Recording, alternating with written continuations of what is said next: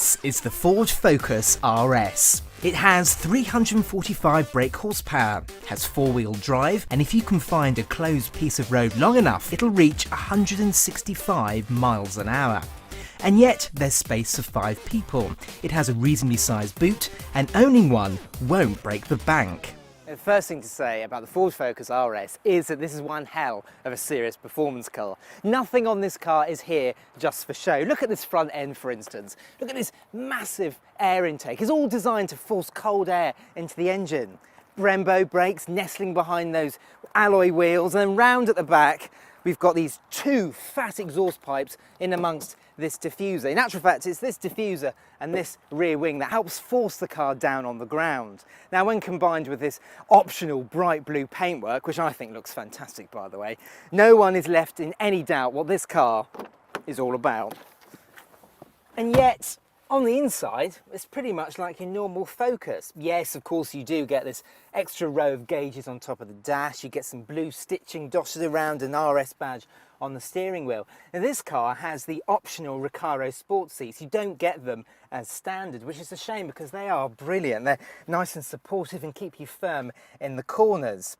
Elsewhere, it's pretty much like your standard Focus. So there's some nice soft touch plastics dotted around the cabin and pretty average cubby space. So there's a decently sized glove box and central cubby under the armrest, a couple of cup holders and good sized door bins.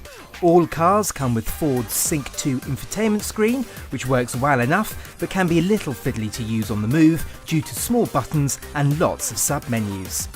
Standard kit is good though. There's that 8-inch touchscreen, climate control, sport seats and the mad bodywork. But sat-nav is a costly option. Now, back here, unsurprisingly, it's identical to the standard Ford Focus. Even with these Recaro bucket seats, I've still got a good amount of knee room. That's set up in my driving position. I'm just under 5'11", and I've got a good amount of knee room. I can also fit my feet underneath the seat if I want to slouch and get a little bit more comfortable. There's a good amount of headroom, but it does feel quite dark back here thanks to this black roof lining. Let's take a look at the boot. Background at the boot, there's a bit of bad news, I'm afraid, because boot space isn't what you call particularly good. Now, in there you've got 260 litres, considerably smaller than you get in the standard Ford Focus, and that's because of the four-wheel drive system. The real cause of the problem is all the gubbins underneath the boot floor, and you start to realise when you compare this amount of boot space to the Audi RS3, which has an extra 120 litres, you realise how much of a price you're paying for this car's four-wheel drive system.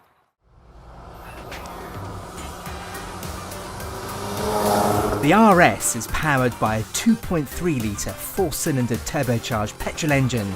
It packs some serious punch. It has 345 brake horsepower and can get from 0 to 62 miles an hour in 4.7 seconds. The top speed is 165 miles an hour. And it's just brutal power. Put your foot to the floor and there's this whoosh and then you're pinned back to your seat. It's just incredible, and it's all backed up with this beautifully slick 6-speed manual gearbox, powerful brakes and steering that is so accurate and so quick to respond.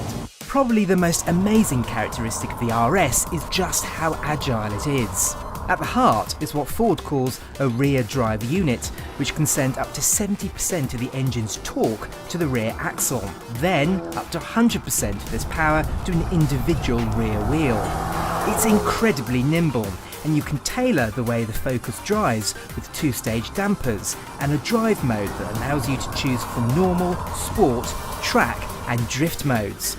Each prod of the drive mode button gives a harder, more performance-orientated experience. Right, okay, we're going to give this drift mode a go. So all I've got to do is go into drive mode selector and go to drift. And apparently all I've got to do is boot the throttle, turn the steering wheel, and the back of the car will just come neatly around and the car will balance itself. Let's see whether it actually does it or not. So here we go. Into second, coming up to this tight corner, boot the throttle. And yes, it's doing it! Well, it's a bit artificial, but yeah, it does actually make you feel a bit like a hero. There is a bit of artificial noise pumped in here, listen. That's not natural, but hey, it sounds brilliant. And you start to think that why would you spend extra on something like an Audi RS3 which costs around £25,000 more than this? Now I do have to talk about some bad things, I'm afraid, and yes, there are a couple of niggles on this car, the first of which is the ride. Now it's hard all of the time, but strangely Ford have given you the option to make it even harder. There's a switch here on the indicator still, press it and the ride becomes almost intolerable. The whole car vibrates and bounces around, and that's due to the suspension being stiffened by around 40%. Goodness only knows why you'd want it. The second bad thing, I'm afraid, is fuel economy and running costs. Now, I've been getting 27 mpg and I've done around 400 miles in this car. Now, 28 mpg is not too bad, but you can't really run this car on a shoestring. But hey, a hard ride and high fuel bills, that's what hot hatch motoring is partly about, isn't it? And what a value for money hot hatch the RS is. It offers similar performance to the Mercedes-AMG A45 and Audi RS3, but is significantly cheaper to buy. And while its 175 grams per kilometre CO2 figure means it's slightly dearer to tax than the A45, its cheaper purchase price means it's a less expensive company car to run. So, you're in the market for a super hot hatch, but should the Ford Focus RS be on your shortlist? It's quick, drives amazingly, and is good value for money. In short, it's brilliant and does what all great Fords have always done. It brings power to the masses. Check out our reviews of two of the RS's biggest rivals, the Volkswagen Golf R on the left or the Audi RS3 on the right. Click the play icon for our latest video and on our logo to subscribe.